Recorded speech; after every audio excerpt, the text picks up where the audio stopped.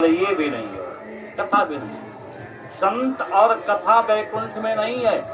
वैकुंठ में ऐश्वर्य है, नंदन वर्ण है, कल्प वृक्ष है, इत्यादि विविध प्रकार के उपभोग के साधन हैं, लेकिन सत्संग वैकुंठ में नहीं है।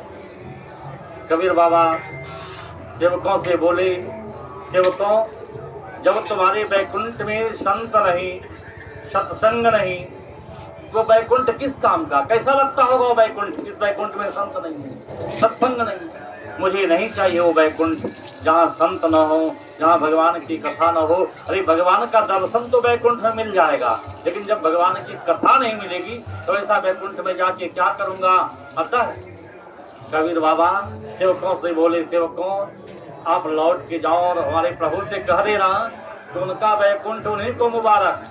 हमारे लिए तो हमारा वैकुंठ मृतलोक है, जहाँ संत हैं, सत्संग है। राम परवाना धीजिया बाचत कबीरारो, क्या करूं तेरे वैकुंठ को, जहाँ साधु संगत नहीं होय, जहाँ साधु संगत नहीं होय।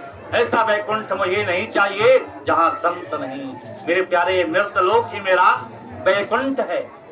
यहाँ यत्रैव गंगा जमुना च वेणी, गोदावरी सिंधु सरस्वती, वही गंगा जमुना सरस्वती इत्यादि नदियां हैं। कहाँ? जहाँ संत हैं। जहाँ संत हैं वहाँ समस्त प्रकार के तीर्थ हैं। हम लोग तीर्थराज प्रयाग आए हैं मेरे प्यारे।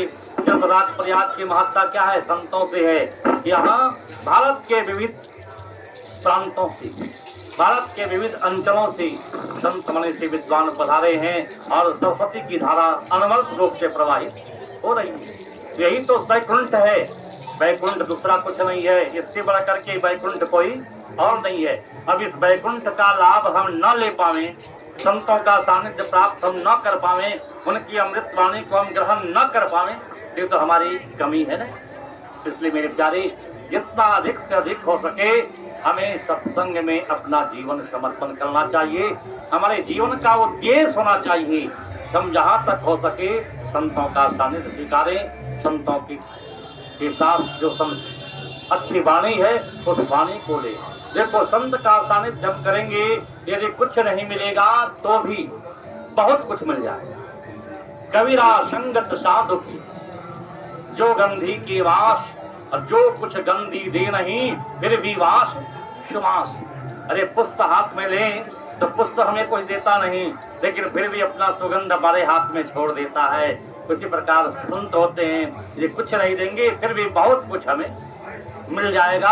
हम ये लेने वाले होंगे तो उनके एक एक विचार, एक एक संस्कार, एक एक स्वभाव हमारे लिए ग्रहणीय होगा। यदि हम अपने जीवन में उतारना चाहें तो मेरे प्यारे, संतों का सानिध्य अनिवार्य है। शास्त्रों में कहा गया है कि हमें प्रत्येक दिन संत का दर्शन करना चाहिए। प्रत्येक दिन।